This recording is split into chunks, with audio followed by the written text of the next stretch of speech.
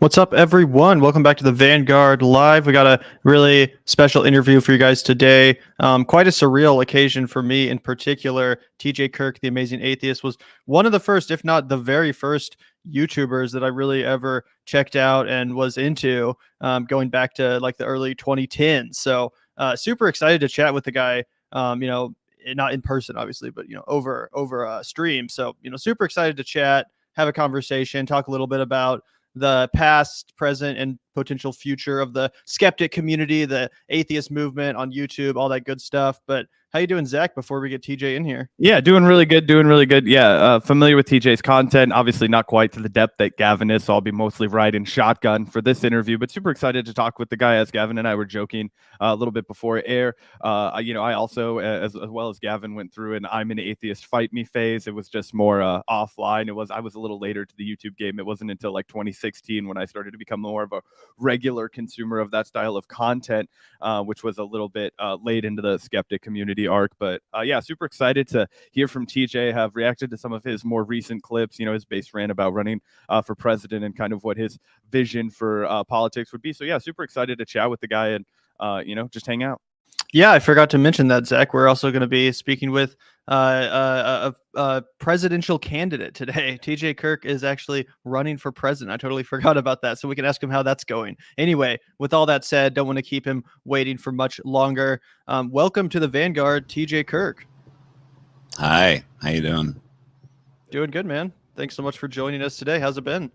How's what been? Just life, fine, your guess, day. Yeah. How's your day been? We'll narrow it down to that. My day so far has consisted of waking up, realizing it was 4 o'clock, and I only had an hour before I had to do this, and then scrambling to the coffee shop to get some coffee, and then here I am. So yeah. Well, I think Zach and I could definitely relate to that one. We usually record a bit earlier in the day, so a lot of times we'll wake up, walk down the street to the coffee shop, come back, and basically go live. But we did push things back a bit later for you today, TJ. So thanks for being here. Appreciate thanks for it. your time. I know it's quite a commitment, but anyway, really excited to be here. It's really hard. Anyway, there's so much to talk about. Obviously, as I mentioned before we brought you on, you're probably one of the very first YouTubers I ever really fucked with. Really, enjoyed your message, of course, of anti-theism back in the day. And there's so much that's gone down since then, as far as the whole YouTube landscape and everything surrounding it. Like I said, I was hugely into the skeptic community, the atheist movement, which was so big on YouTube back in the 2000s and 2010s, and obviously you, TJ, were one of the biggest contributors to that, if not the pioneer behind it all. Probably was the biggest, at least for a while. So absolutely. Yeah. And so I'm just wondering, to start things off broadly, what's some of your reflections on the skeptic movement, both its successes and failures, now that it's been like almost a decade since that whole space kind of peaked out?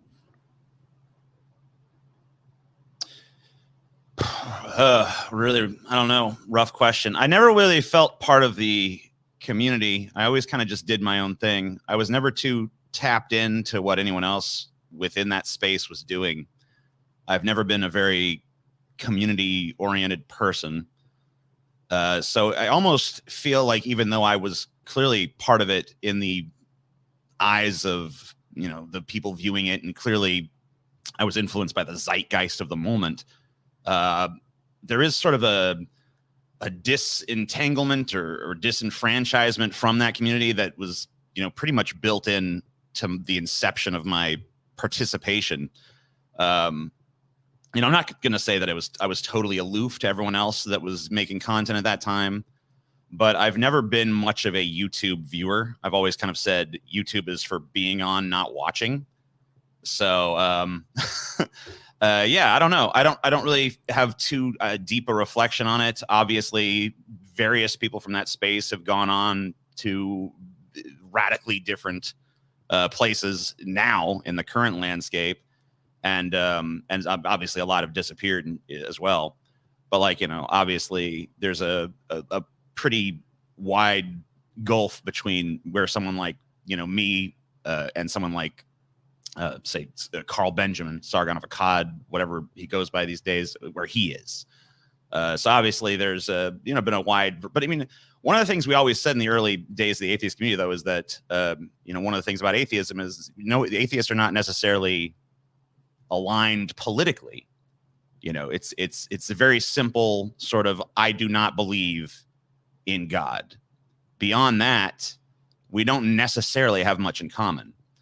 And I guess that kind of proved true in the long run. Yeah, that's absolutely true. Although I would say that I think a lot of people were taken by surprise when a community that in its earlier days seemed to be, very much so rallying around ideas such as protecting women's rights to have an abortion, then did kind of take a noticeable pivot towards the right wing, especially with, Trump coming up in 2015 and 2016. And all of a sudden we did see people that previously were making these more, in my opinion, leftist arguments kind of feeding into the rising Trump wave of support and energy. The alt-right was big back in those days. So what do you think accounts for that? I think that's my fault. Because I fucking started realizing like atheist content was getting stale for me. And I made a video that was entitled, It's Only Sexist When Men Do It. And it was about, it wasn't The View. It was like a knockoff version of The View with Ozzy's wife, I remember that video. Sharon Osbourne. Yep. And it was basically, and I stand by everything I said in the video. I think it was very hypocritical the way they were like celebrating a dude getting his dick cut off and thrown in the garbage disposal. And like, if a bunch of men were sitting around talking about this, a woman's tits being cut off and that done, people would be horrified.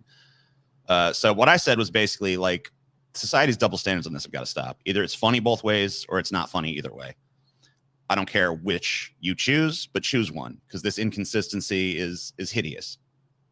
But anyway, that video became a giant hit, front page of Reddit, millions of views, all that. And, so I started making more stuff in that vein, and other people started following suit, seeing, oh, hey, there's fruit on this tree. And so I think from that, kind of the anti-SJW thing started. And then there became this marrying in people's minds of SJW, quote unquote, behavior and leftism, the left, despite the fact that there's plenty of leftists who are just as offensive as anyone on the right. But anyway, I think from there, we had this conflation where everything became about, if it triggers the libs, it's good.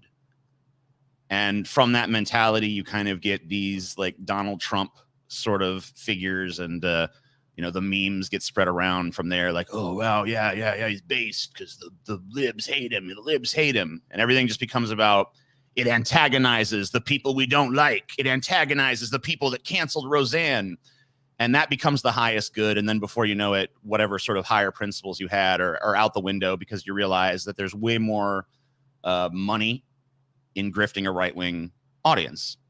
And I know that because I felt the temptation. I walked that line a little bit, and it was like, ooh, yeah, wow, I'm getting such a response. And I'm like, but look at what I'm having to do to get it. And a lot of people, I think, just, followed that line of corruption all the way to this point where now people who used to be, or at least came across like moderates, are now like crazed right-wingers who, don't believe in a woman's right to choose, or any of these basic things that I feel like we all used to be pretty much on the same boat on. Yeah, TJ, you described something, and I prefaced this interview by saying, I was a little bit late to the YouTube party, right? I didn't start watching it as much until 2016, but I had a very similar intellectual arc as Gavin, as a young atheist in Kansas City metropolitan middle America, right? But what you're describing right here is almost exactly what I feel like you just see time and time again on YouTube, which is this crop of we could call it a community, but as you I think correctly identified, it's usually just disparate individuals who are from responding to the same zeitgeist, right?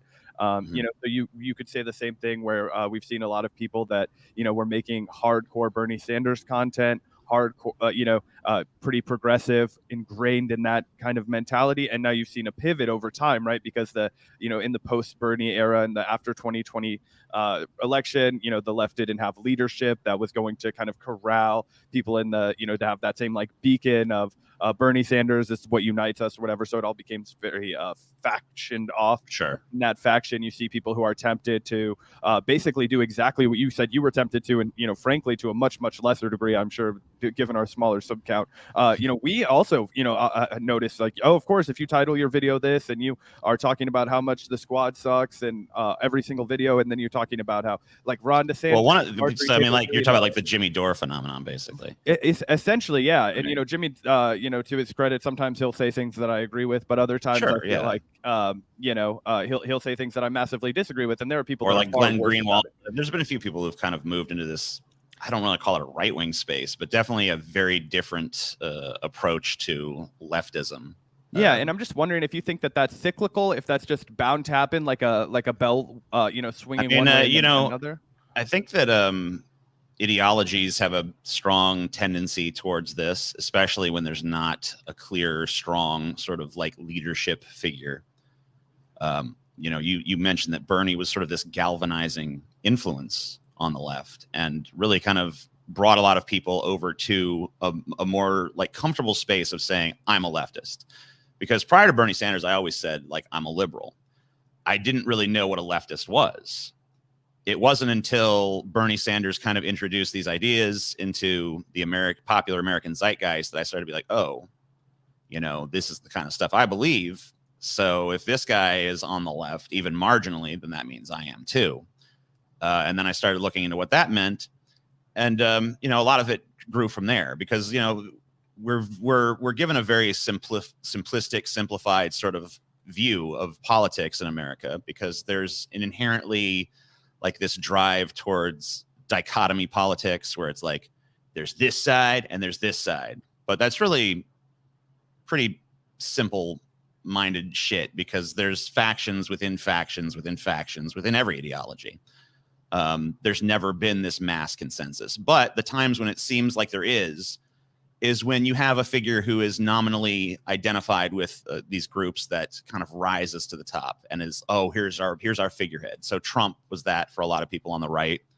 Now, obviously, there were people on the right who did not like Trump, but a lot of them did. A lot of them galvanized and rallied to his banner. And Bernie was that on the left. And the liberals don't seem to have one, but they seem to be able to just like, we'll swallow whatever horrible old porridge you got. Joe Biden, sure. Yum. Okay. But yeah, I mean, like, so there could be like these moments of like, let's band together. But ultimately when that is gone for whatever reason, whether it's Bernie loses the primary or Trump loses the election, people kind of start to wander off and find their own ways. And then people start to think maybe I could be the leader.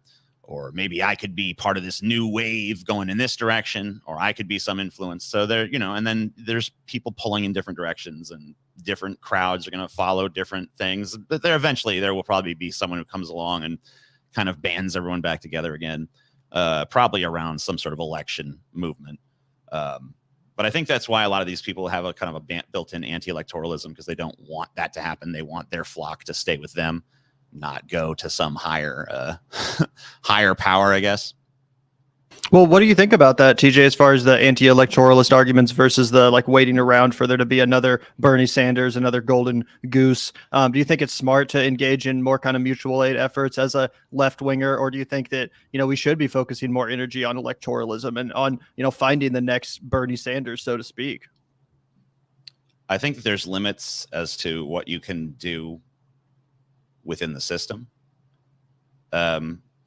So I liken it kind of to like the Gordian knot, this impossible to untie knot, but whoever can untie it will conquer Asia. And the legend goes that Alexander the Great attempts to untie it for a minute and is like, you know what, fuck this, and just cleaves it in half. And it's like, we're in the Gordian knot. You're not going to be able to untie it you can't play by its own rules. You have to figure out some way around it. So ultimately, I don't think electoralism holds the answers, but I don't think that it's a useless endeavor. I think that it kind of doesn't really matter whether you vote or not, to be honest with you. I choose to do it some elections. I choose not to others. It just depends on the election, depends on what's going on. Presidential elections or like local Every elections? election. Just any election. If there's an issue on the ballot that I feel like I would like to weigh in on this, I do it. If there's not, then I don't. If there's a candidate that I believe in, I'll do it. If there's a candidate that I want to stop, I'll do it. But by and large, I take it case by case. I used to be a big anti-election guy. Then I was pro. We got to vote harm reduction. But I'm looking around and I'm like, is harm? I was hoping harm would be a little bit more reduced than this, to be honest with you. Well, that speaks to my soul a little bit, TJ, because frankly, I did, and I'm sure I'll, catch some shit from the comment section when I remind them, but I did vote for Joe Biden to oust Donald Trump, right? Me too. Yeah. Gavin, I think, he didn't, and that may have been a better move in hindsight, but I don't really. It doesn't seem like it really matters. I mean, Well, that's what my point was going to be, right? Is that I did this because I was like, well, here's like 4 things that I could say might happen if Joe Biden does become president, and then I'm like, well, fuck, it really doesn't take me that long to drive to the fucking polling. But so, like, that was the rationale that I was saying. I'm like, if I can commit to driving fucking 10 minutes and then get these 4 things, like, okay, that's fine. But it's become almost impossible for me to argue with people who said fuck Joe Biden and fuck Donald Trump. Like, I would no longer choose to do that just because it does seem so almost worthless, right? Yeah, I don't know if I would have done it again if I could have it to do over. I guess maybe the Supreme Court appointments thing might be the main thing at this point, to prefer a Democrat over a Republican, because they're going to appoint people that are a little bit more moderate as opposed to crazy right-wing motherfuckers that lie about their intentions, and then immediately the second they have power, like, well, let's get rid of Roe v. Wade and gay marriage. I don't know about that one. So I mean, I would say that probably the Supreme Court would be your most compelling reason, but I don't know if it's enough anymore. For me, I guess I'll probably, I don't know, if I go back and vote for Joe Biden again, I wouldn't bother, but that's because I live in a red state where he was never going to win anyway. It was more just whatever, right, I'm going to do my thing. If I lived in a swing state, maybe. I don't know. Mm-hmm. Yeah, that was part of my logic too. Living here in Missouri, it's not like Biden had any chance of winning anyway. So I'm like, why the hell would I sign off on that if it's not going to affect it into the day anyway? So yeah, I definitely can relate to that. I don't know. I feel like people should make their own decisions on it, but I feel like people should be focused way beyond the electoralism issue in terms of how to affect political change in America. I think that we should maybe stop fighting so much about elections because they're basically meaningless. Yeah. Well, I mean, I saw your video recently on the impending decision to overturn Roe, and of course, everyone was up in arms about that for good reason. But what's the Democrats' answer? It's go vote for us more. Give us more power, and then right. And as I pointed out in the video, there's so many instances where Democrats had supermajorities and the presidency, and they had plenty of chance to codify Roe v. Wade into law, and they knew that this was always a risk of happening. And yet they never did it. They literally had it under every Democratic president between Roe v. Wade's passage and now. They had supermajorities and the presidency at one point or another. Right. And they never codified it. And they always knew it was under threat. So it makes no sense. To me, I think that the Roe v. Wade overturn, if that goes through, which it seems like it almost certainly will, thing about that is, like, if you're a Democratic politician, you'd have to look at that as a godsend, right? Because now you have something to run on. Oh, we're going to protect Roe v. Wade. We're going to get Roe v. Wade back. It's like, what? You guys already had it. Yeah. So our big thing is we're going to try to like reclaim lost ground. I don't know. Exactly. Yeah. Right. So now they don't have to run on economic stuff. They don't have to run on minimum wage or student debt forgiveness or, decriminalizing marijuana, anything. The only thing they have to run on now is, oh, well, we're going to get Roe v. Wade back. And then if gay marriage goes away, it's, oh, we're going to get gay marriage back, you guys. Don't worry. We're fighting for you. It's like, okay, well, we already had those things. You lost that ground. And now we're supposed to be on your side as you spend the next 30 years fighting to get it back, probably just so we can lose it again in 30 years. And then, just like repeat this cycle of, quibbling over these social issues ad nauseum till the end of time as people starve. I don't know. Yeah. Well, obviously, we're commentators. You're a commentator. I don't think any three of us would necessarily call ourselves activists. But what would you say to people out there that are just so frustrated by the political situation, whether it's abortion issues or whatever else, and they keep voting, they keep electing Democrats, nothing changes. Like, how would you advocate for people to engage in activism beyond the electoral arena?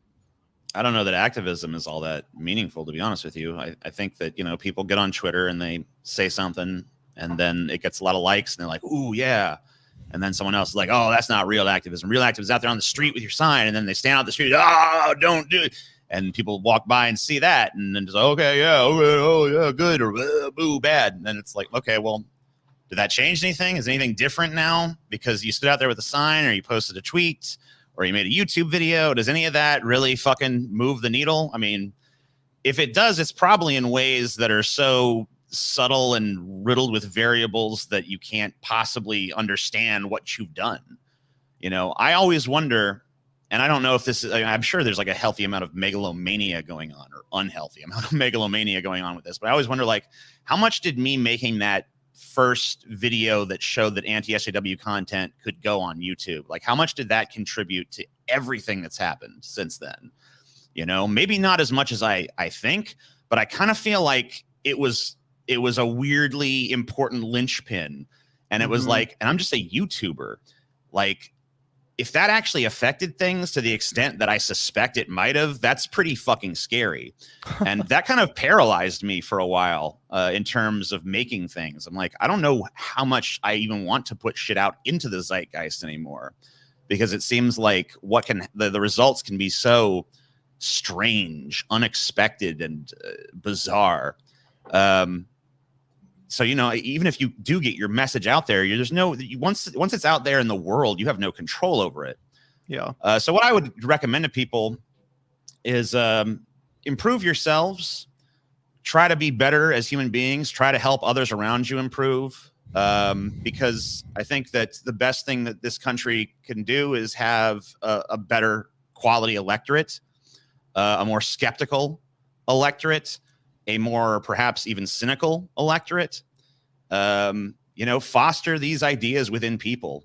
I think it makes much more sense to focus on yourself, to focus on those around you, try to make the lives of others better, try to make it easier for them to go on whatever journey of self fulfillment they need to go on, self-actualization, whatever term you want to use.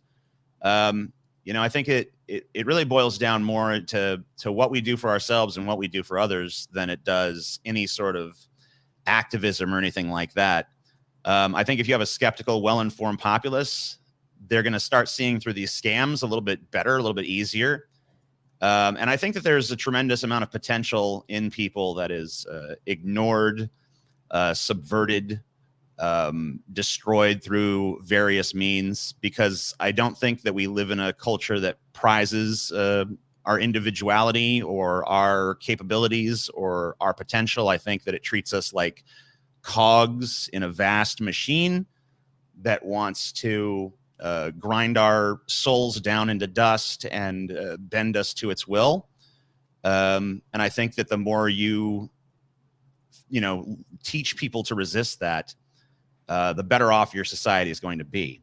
Mm-hmm. Now, that's a slow process, though. As far as like an immediate thing that we could do, just cooperate with the government as little as possible. I don't know. That would be my answer at this point. Well, first of all, I just wanted to say, I wouldn't be too hard on yourself for starting the anti-SJW stuff. And that may have had some influence on the election and Trump and all that. I think that you could, much more accurately blame the establishment, the powers that be, for creating the kind of miserable economic conditions that Trump was able to exploit.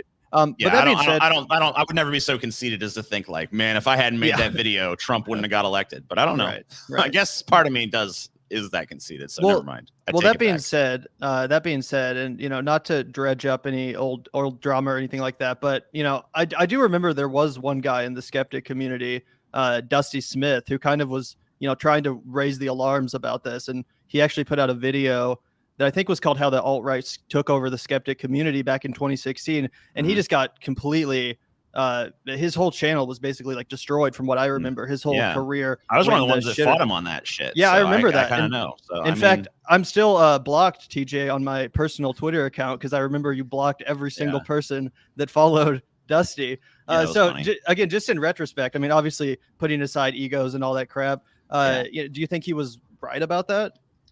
Yeah, I do. I mean, I think that Dusty was right. I think that, it was, sometimes, being that first mover is not really advantageous. Sometimes it means you get all the heat. And obviously he got all the heat for being a little ahead of the curve on that one.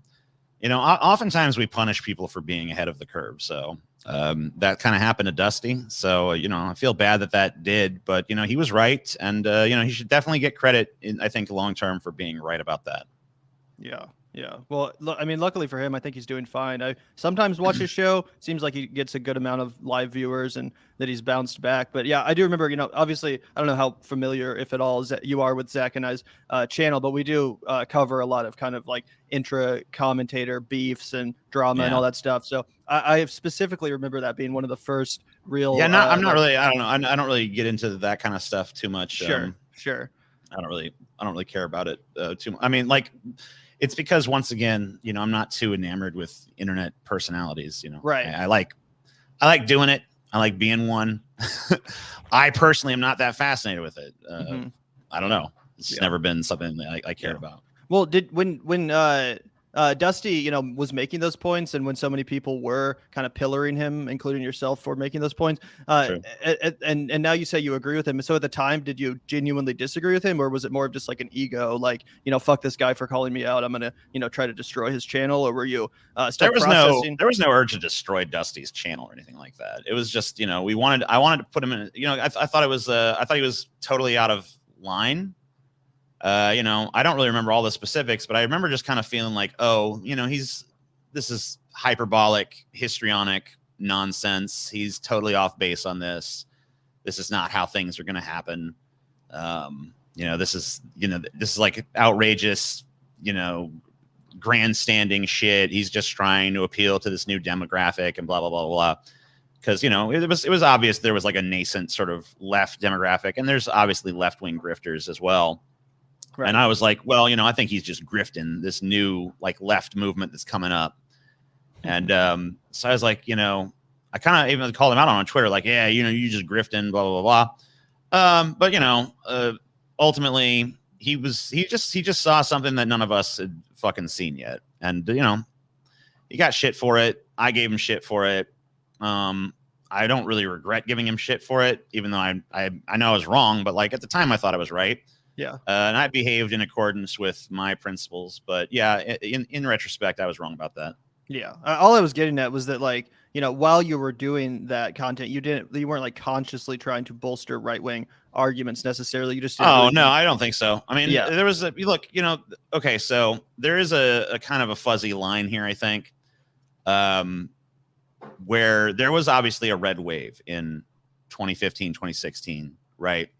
There was this, glut of sort of right-wing mentalities flooding spaces that used to kind of be inculcated from that. And, did that influence me? Yes. I didn't have the political awareness at the time to really see past it, because I was still in that very like dichotomy politics headspace of like Democrats versus Republicans, left versus right. And so I think there was it was far more of like, and I kind of felt like, a lot of people I think started this way. It's like, I appeal to both sides. I do content that works for both sides of the political aisle, right? And, you still see people like that. Like Shoe on Head is a good example of someone who does that. But at the time, there was a lot of people doing that. It was me and, Sargon of Akkad. A lot of these people were like, I do content that kind of works for the left and the right. And, it seems like a lot of those people realize like, I make a little bit more money on the right. And they kind of just got pulled in that direction by the financial considerations. And then other people kind of went a little bit down that road, and then were like, they kind of like, wait, what the fuck am I doing? Where am I? No. And pulled away, and that would be like your, don't know, like your Chris Ray Guns or, whoever. People who kind of like went down that path a little bit and were like, whoa, no, this is fucking crazy shit. But yeah, I mean, I don't know. I was kind of like that. I walked down that path a little bit and I kind of looked around at where I was and I'm like, this is not who I am. I shouldn't be. I don't want to become this fucking grifting presence on YouTube. I would like to be able to be my honest, genuine self because that's what I got into this for. That's what I think all of my people that I idolize did. I think George Carlin, who I venerate, did that. So I pulled back. I'm like, no, this isn't who I am. I'm not going to go down this path. But I felt the tug, and it was a financial tug, but it's also a tug of, when I say this kind of thing, I get more audience. And on YouTube, one of the things YouTubers are definitely conditioned to do, definitely conditioned to want, is more viewers. Give me more viewers. And a lot of people get caught up in that get more viewers game to the point where they realize like, oh, well, the way I can get the most viewers is if I say these things. And so then they surrender any sort of autonomy or independent thought to this urge to get the biggest possible audience.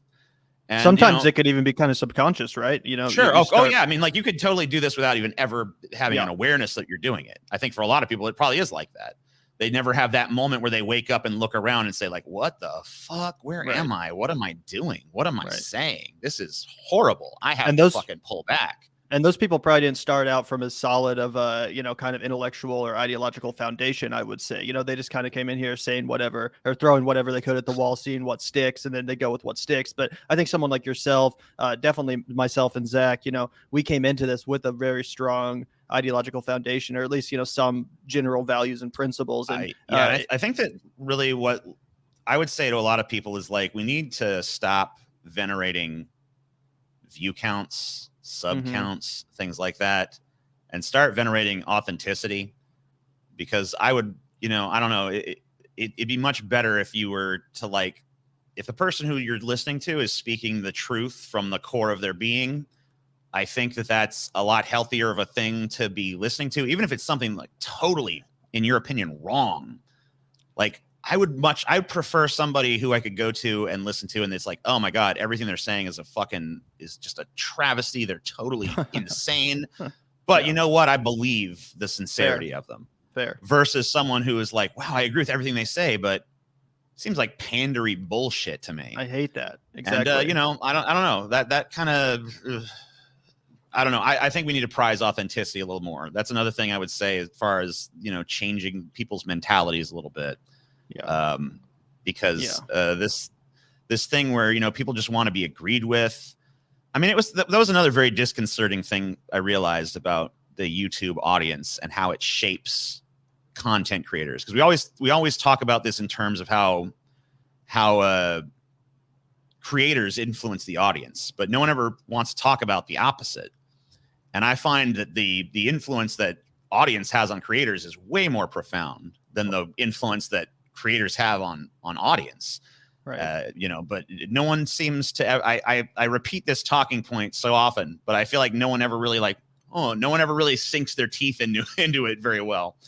But it's like you respond. You're trained. You're conditioned to respond to what gets the biggest pop. If you go out there and you say, I hate Mexicans, and the crowd goes wild. Yeah. It's like kind of hard to resist the urge to say I hate Mexicans, regardless of your personal feelings. You're like, man, I really want that crowd pop. I really want the drug of that high of everybody fucking loves me because I said this shit, even if it's horrible shit. So, I don't know. I think that that needs to be taken into account, and the audience needs to be held more accountable for the shit they do. We always talk, accountability for creators. How about accountability for these horrible fucking audiences? Well, that actually kind of leads me to another question I had for you, TJ. because we were talking a little bit about the skeptic community and the atheist movement and all that stuff, and it seems to have mostly petered out. You don't see a lot of people making content these days that's full, fight There's me actually atheist. kind of a whole new wave of creators making stuff in that space, but they have almost, it seems like there's no genealogical connection to the previous incarnation. It's just an organic. It's like there's a ton of people out there that are making that kind of content, but they seem to have almost no connection to the old school stuff that was made before. Interesting. We'll have to check that out if there's any specific, content creators that you there's think a Cosmic Skeptic or whatever the hell. I think he's pretty popular. I'm not too hooked into it, but I've seen a few of the videos floating around and they get pretty good views, but they seem to have no genealogical sort of connection to the old stuff. So yeah, I just looked up that dude and he's got like over 450,000 subs. So yeah, apparently there's a burgeoning new community. Interesting. Well, what I was going to ask you, regardless of the new crop, when it comes to a lot of more of the OGs and people like myself, who obviously came up listening to a lot of those kind of conversations, it does seem like there's been a little bit of a retreat from the very staunch anti-theist position that a lot of you guys held, and I personally continue to hold. I am still very much so an anti-theist. I would go beyond even just calling myself an atheist and say that no, I am against religion, at least in an organized sense. Well, yeah, clearly you too. But it does seem like a lot of people, and I kind of was reminded of this because I think listening to Kyle Kalinske recently, and he talked about I used to be really into this atheism. I used to be so like I fucking hate God and I fucking hate Christianity, and now I'm still an atheist, but I've matured a lot, and I've come around to understanding that well, these people are religious and they have their reasons, and it's not my place to judge and all that stuff. How do you feel about that? Do you think that there is kind of a maybe a maturing process as you get older, where you stop being as like offended, so to speak, by other people's religiosity, or do you still kind of feel like you're just as infuriated and frustrated by the presence of organized religion and its effects in this country to this day? Because that's how I feel personally. Yeah, I don't have any love for religious thoughts or religious indoctrination. As an atheist who spoke very critically about Christianity, one of the things that happens is you receive a lot of communications from people who have grown up in terrible religious environments. I am an atheist, but I can't tell my family because they disown me. I am gay. I can't tell my family because they disown me. I am trans, but I'm stuck in this household and I have no ability to, get the help I need, blah, blah, blah, blah, blah. And you see that over and over and over again. And then you just see this stuff with Roe v. Wade, where, religion is being used to promote a regressive social agenda. You see things like this pastor in Texas, preaching that, gays should be shot in the back of the head, he's got a huge congregation and they're in the pews, screaming affirmations at him as he's, talking about fucking genocide. There's so many things that are, you have the George W. Bush back in the day saying that the war in Iraq was like somehow smiled upon by God. There's so many aspects and areas of our culture that are negatively impacted by the presence of religion and Christianity specifically. But of course, the other ones not so great either. I don't even think it particularly does the thing that people usually defend it as, which is, one of the most common defenses I see from atheists on the subject of religion as well. It gives people comfort. I don't really think it gives people fucking comfort. I know this because, I've had, I have friends who are, they're losing grandparents right now. Friend's grandma is on life support. And all of the Christians in the family are taking it very hard and trying to, pray for a miracle and all this. And, the atheist, my friend, is very much more accepting. It's like, she lived a good full life and now, it's over and blah, blah, blah. But they're all like, oh, God, please, God, spare grandma, and it's like, it doesn't really it seems like his approach towards the situation is far better than theirs. And I think part of it is because, Christians And other people who believe in some sort of afterlife never have to confront the truth of their mortality. They never have to really confront what death is. So they never develop that emotional strength to have a healthy relationship to it. They never develop the ability to contextualize it, to realize that all things have a beginning and an end, including you. And I would just ask them, like, and I think my friend actually asked his mother this, like, why do you have to live forever? Why do you need to be immortal? And they have no answer for it. It's not healthy. It doesn't give people a healthy relationship to the universe or to death or to life.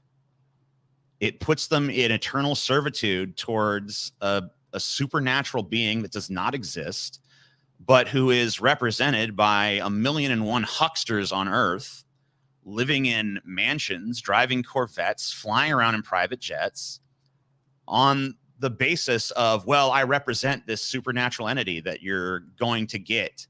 You're going to live in paradise once you cross the ultimate paywall of death. So I mean, it's really the ultimate scam.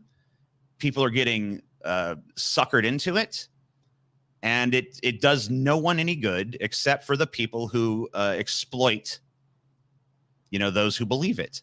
So I have no love for it. I think that we'd be better off without it. That being said, do I think it's the root of all evil? Do I think eliminating religion in and of itself is going to improve everything in our society? No.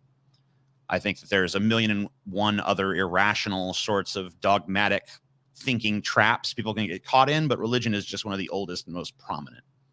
Yeah.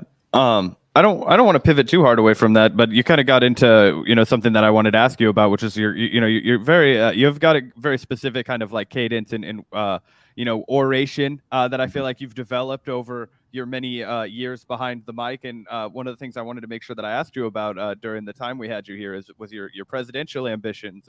Mm-hmm. About a year ago, maybe it was a year ago, I think it was November of last year, we reacted to a clip where you were kind of just going down the lines, flying through a nice rant, building up steam on a TJ Kirk presidential platform, right? An Amazing Atheist platform.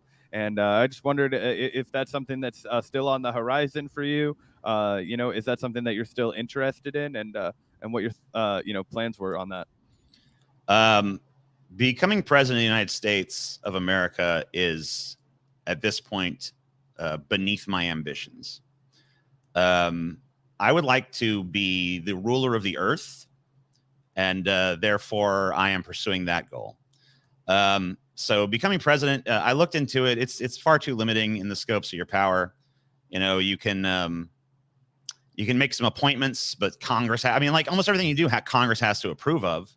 There's a few things you could do, like some pardons, conditional pardons. I think, some stuff like that. Federal prisoners only. Can't even pardon state prisoners. So I don't know. It just seems like it's a pretty limited in scope position with way too many checks and balances. I'd much rather be the end all be all authority over all of the earth. So I'm going to just pursue that goal. And I don't think it's as unrealistic as it might sound. When there's a YouTuber on here wearing, eyeshadow and saying, he's going to rule the world. I think it's like, okay, yeah, that's a far-fetched notion, but maybe not so much. I don't know. We'll see. I also figure that if I pursue a lofty enough goal, I'm bound to accomplish some interesting things along the way. So, well, I know we're almost at our time limit, TJ, so we'll let you go here in a minute after you answer this question. But if you are looking to obtain or accumulate that level of executive power, I do have to ask, you did put out a video maybe about half a year ago or so, where you're actually going after Kyle Kulinski, who I was talking about a second ago, for, I forget exactly what position it was, but it had to do with the idea of misinformation. Sure. And I think Zach and I actually reacted to this time, and we're kind of pushing back on some of your ideas. But you were saying that there essentially should be kind of like, for lack of a better term, a ministry of truth, where the government gets to, censor people that I don't understand the comparison to the Ministry of Truth. The Ministry of Truth was designed specifically to disseminate false information, the exact opposite of what I'm talking about. But Yeah. That's fair, but in the event of a lead up to, the Iraq war, they probably would be disseminating, disinformation, which is where I think it gets into sketchy waters. If Well, there I is mean, I think such that's why you have to have like a very transparent system in place if you're going to do something like that. Obviously, you don't want to have a carte blanche censorship organization, but a transparent one that is accountable to the public, I don't think is a big issue. If its rulings can be, poured over and looked at, and people can kind of like ascertain like what is this body about, and hey, this ruling is suspect. We feel like this was a political ruling and not a fact-based ruling. We want to challenge this. There should be some mechanism for that. I think with proper checks and balances, it's good to have something like that. And I'm not saying that it would be impossible to corrupt, but every institution is corruptible. That's not an argument for not having institutions. Yeah, I think that's fair. Maybe in a country where the First Amendment wasn't as valued, I would agree more. But I feel like in America, we are a little bit unique in that sense. And I personally wouldn't trust I don't have any love for the Constitution, so there you go. I don't either, except for the First Amendment. I do think that's the great part about being American is our First Amendment. That's the only pro-America argument you'll hear me making. Does it? I don't know. Does it really protect much at this point? I don't know. Compared to citizens of other similarly developed countries, like in the UK, I think absolutely it does. I think in terms of press freedom, we rank like 17th, 18th, something like that. So I don't know. Perhaps, but as far as individuals, speaking their mind on the internet, criticizing the government, stuff like that, I enjoy it. But I still see your point, man. Yeah. Anyway, thanks so much for joining us today, TJ. Anything else you wanted to, plug to our audience? Let everyone know about where to find you. I'm sure they do, but sure. Yeah, so I do scripted videos on the Amazing Atheist channel. I do hangout streams on the TJ Does Life channel. I have a podcast that I do with my friends Paul and Scotty. Scotty's also my brother. That is called Deep Fat Fried. You can find that on the Deep Fat Fried YouTube channel. We do a lot of content behind the paywall of Patreon. We have one of the largest Patreons in terms of like from our audience size to our Patreon. A huge percentage of our audience are patrons. And I think that's because we offer a very attractive Patreon package. So if you liked me or anything I had to say here today, you might want to check out my Patreon. It definitely is a great way to support me and the stuff that I do. I also am putting out a book at some point, hopefully this year, maybe next year, maybe 20 years from now, called Sex Bot Uprising. So keep your eyes peeled for that. Interesting. Oh, that also reminds me. One last question. You still Sure. riding with Manson? Riding? Are you still a fan? Oh, yeah. I know you were defending him for a long 100%. time. Yeah, 100%. Yeah. Like even like just his music, or do you still defend him from the potential the shit he got accused of? I would say go to the Instagram account, Stand By Your Manson, and look at some of the documents that have been posted there, because I think there actually is, a fair amount of reason to be skeptical of some of the claims being made. Interesting. I'm not going to say that he is 100% a little puppy dog, and I certainly think that he's done some untoward things as a rock star and so on and so forth. But the more serious allegations, I think there is strong reason to suspect that they might be specious. Interesting. But I would say go over that information for yourself and make your own determination. There you go. Yeah, I mean, obviously, I'm a huge fan of his music too, and I'm more than capable of separating the art from the artist. So, just I don't wondering where you believe in stood that on concept, but yeah. Well, there you go. I'm sure we could keep talking, TJ, for much longer. You're obviously welcome back on whenever. If you'd ever be interested in having another conversation, we definitely welcome you. But thank you so much for the. I enjoyed 45. it. It was pleasant enough. Glad to hear it, man. Glad to hear it. Thanks so much again for taking the time, and hope you have a good rest of your Monday night. Yeah, peace out, the man. audience enjoyed. Thank you guys for watching as well. Yeah, thanks, TJ. It's great to meet you. Anyway, yeah, that was TJ Kirk, the Amazing Atheist. As I said, definitely a bit of a surreal interview for myself, having listened to TJ for literally like probably over a decade now. So, good bucket list check off for sure. And I thought it was a really engaging chat. What did you think, Zach? Oh yeah, super good chat. Happy to have TJ back on for maybe a more longer form conversation. We can kind of get into the weeds on some things that maybe we didn't see as much eye to eye on. It'd be really fun. But yeah, great to hear his perspective. Obviously, the dude was a powerhouse and a trailblazer on YouTube. And again, one of the things that Gavin and I always really admire most in people is the ability to see the peak of the mountain and then be like, oh, actually, I would rather have my principles. Fuck all of that. And I think it's pretty much inarguable that a guy like TJ has abandon that. He could be making like Steven Crowder, Sargon of Akkad style, anti-SJW, like pro-Trump content for, a fuck ton of money, but instead kind of, went on his own way and decided to, speak his own truth in his own mind. So I got a lot of respect for that. It was a great conversation. Yeah, absolutely. Also, I just remembered he was one of the first people to call out Tulsi Gabbard.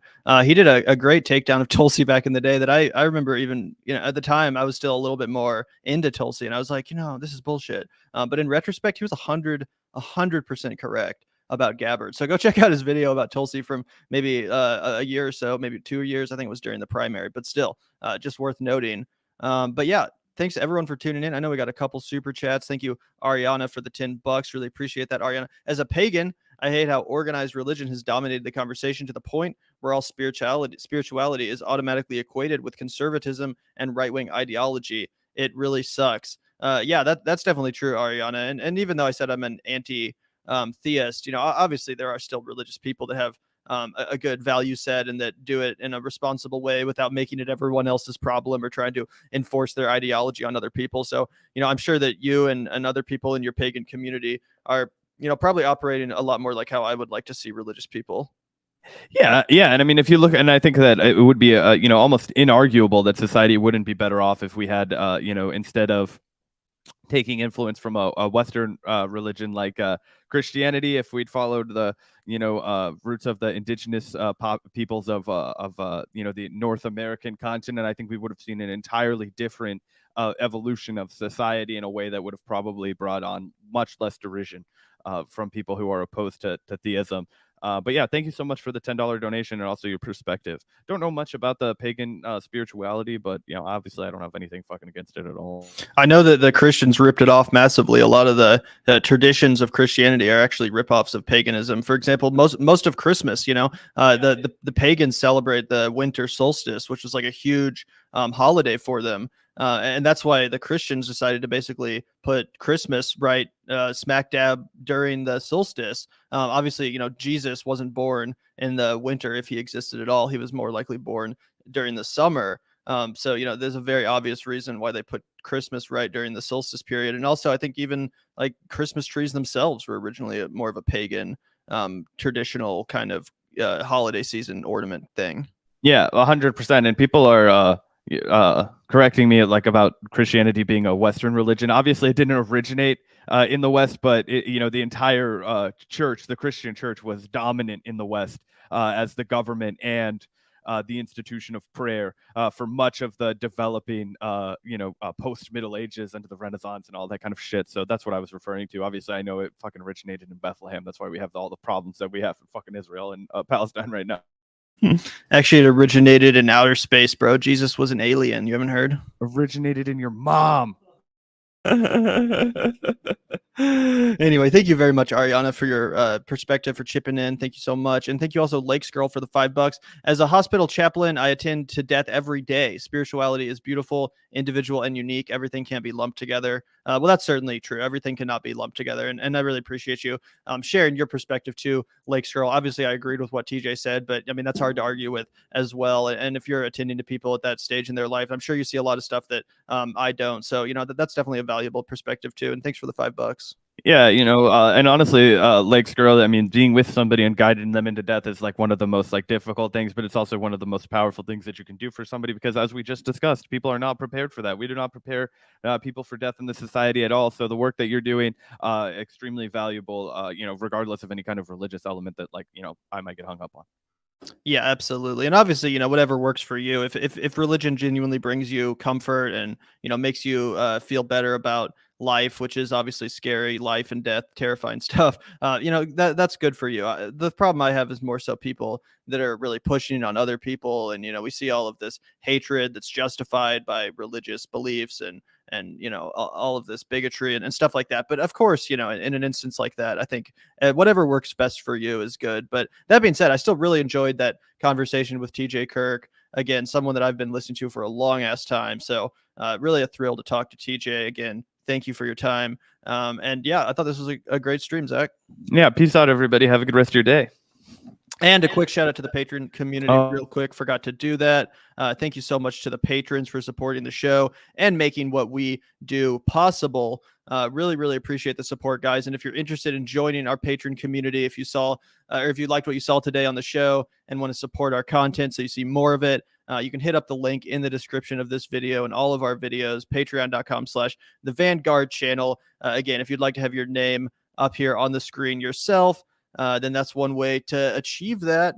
So thank you so much to everyone supporting the show. And thank you also, Tool Droid, for one more super chat. Do you want to read that, Zach? Yeah, as a non-religious person myself, I can respect people who are religious like Cornel West. He doesn't proselytize or talk down to those who aren't religious. That's refreshing. Yeah, that's kind of my personal philosophy too.